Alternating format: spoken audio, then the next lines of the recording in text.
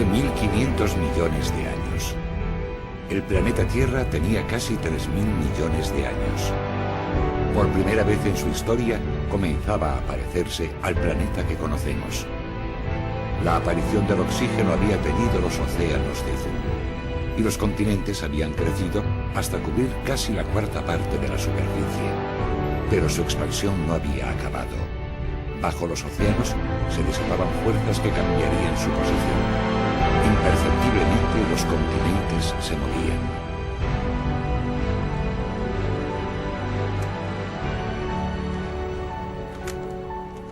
Mark McMenamin es experto en tectología de placas, el estudio del movimiento de los continentes. Hasta los años 60 era una ciencia revolucionaria. En el siglo XIX y a principios del XX, todos estaban convencidos de que los continentes permanecían quietos. La geología era algo local y los continentes se mantenían en su sitio. Pero esta noción afrontaba cada vez más problemas. Uno de los grandes misterios era la situación de ciertos fósiles. Estos trilobites que tengo a mi izquierda pertenecen al género Paradoxides. El Paradoxides era realmente una paradoja, una criatura de agua dulce con una distribución curiosa. Este trilobite se encuentra en la región este de Norteamérica. Y también en Gran Bretaña, al otro lado del Atlántico.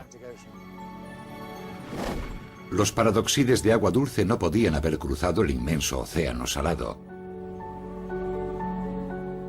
Y no eran los únicos fósiles con una extraña distribución intercontinental. Los geólogos no encontraban ninguna explicación. En 1912 surgió de Groenlandia una teoría revolucionaria que establecería los principios de la tectónica de placas y haría tambalear los cimientos de las ciencias de la Tierra. Un meteorólogo alemán planteó esta nueva teoría. Alfred Wegener había pasado la mayor parte de su carrera investigando los fenómenos atmosféricos en los helados yermos de Groenlandia. Pero siempre le había fascinado la paradoja geológica de los fósiles. Afirmó audazmente que tenían la respuesta ante sí. Desde que existen mapas precisos, los niños y mucha otra gente siempre dicen que la costa este de Sudamérica y la costa oeste de África encajan. En los círculos científicos, esto siempre se había considerado una simple coincidencia sin sentido. A muchos niños se les ha dicho que se equivocaban. Wegener afirmó que los continentes sí habían estado unidos y que desde entonces se habían ido separando. Sus investigaciones en Groenlandia lo convencieron de que la deriva continental era posible. Creo que se inspiró en algún fenómeno meteorológico. Quizá vio romperse algún témpano de hielo y extrapoló el fenómeno a la parte rocosa del planeta. Pero pocos geólogos podían aceptar las teorías revolucionarias de un simple meteorólogo. Rechazaron por completo lo que Wegener afirmaba. Parecía imposible conseguir empujar un continente gigantesco por el suelo oceánico hasta la otra mitad del globo. Wegener luchó toda su vida por conseguir pruebas de su teoría. Pero su valiente empeño llegaría a costarle la vida. En 1930, su última expedición a Groenlandia terminó trágicamente cuando se perdió en una tormenta de nieve. Wegener falleció, pero su teoría de la deriva continental siguió adelante. El momento decisivo llegó cuando la Marina de los Estados Unidos realizó un mapa mundial del suelo oceánico destinado a los submarinos que participaban en la Segunda Guerra Mundial. Este mapa desveló uno de los mayores secretos de la Tierra. La red de montañas, grietas volcánicas y fosas submarinas que dividían los océanos en enormes placas de corteza. Estas placas darían lugar a una nueva ciencia, la tectónica de placas. Las grietas y fosas explicarían la deriva de los continentes, demostrando que los suelos oceánicos están en constante evolución.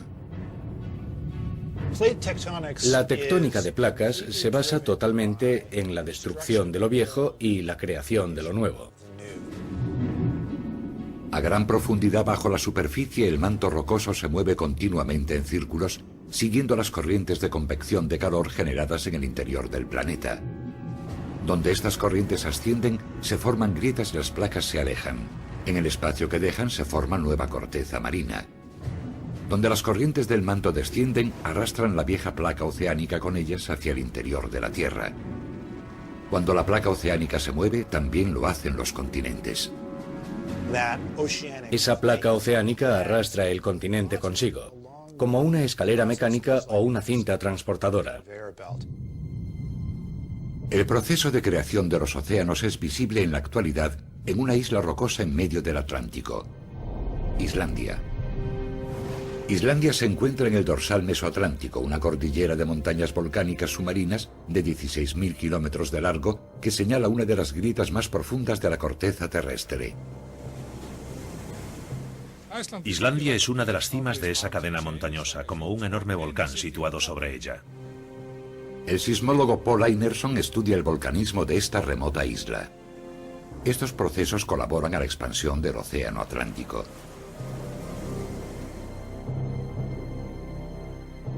En ocasiones, un tipo de erupción volcánica producido en Islandia confirma el proceso de la tectónica de placas. Una erupción fisural. Una erupción fisural es un muro de fuego. Puede alcanzar los 40 kilómetros de largo y arrojar lava a algunos cientos de metros de altura. La gente teme las erupciones, respeta los volcanes.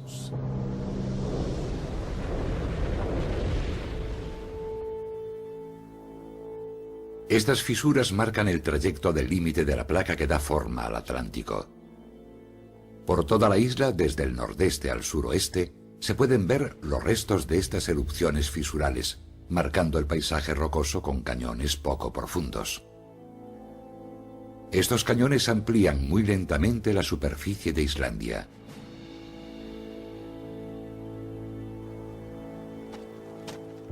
En su base se crea nueva corteza que separa cada vez más Europa de América. Nos encontramos en una fisura entre las dos placas continentales de la corteza. A mi izquierda está la placa norteamericana y a mi derecha la europea. Esta fisura está en una corriente de lava que fluía aquí hace 8.000 años. Lo que significa que esta es la distancia que las placas se han movido en estos 8.000 años. La deriva continental es de unos 2,5 centímetros de media al año, el mismo ritmo al que crecen las uñas. 2,5 centímetros al año. Eso significa que durante una vida humana, América y Europa se separarán solo 1,85 metros. Pero en millones de años, esta velocidad bastó para separar los continentes miles de kilómetros.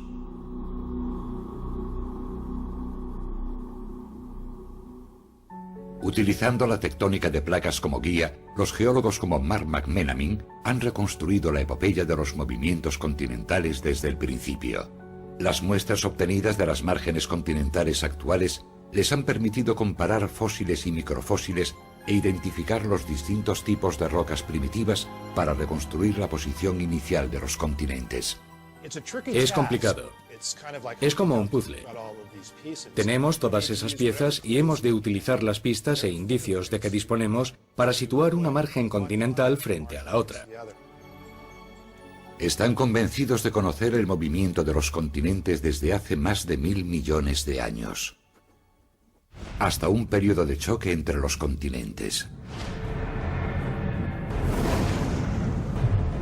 Conforme los océanos que los separaban disminuían, las enormes masas de tierra se unieron en un supercontinente, Rodinia. Se cree que Canadá y los Estados Unidos formaban el corazón del supercontinente. Y los demás continentes se agrupaban a su alrededor. Pero Rodinia no era como ninguno de los continentes actuales. Era un lugar desolado y sin vida.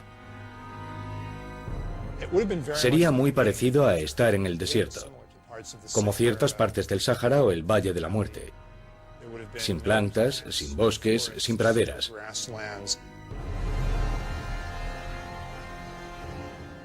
Rodinia era un continente yermo.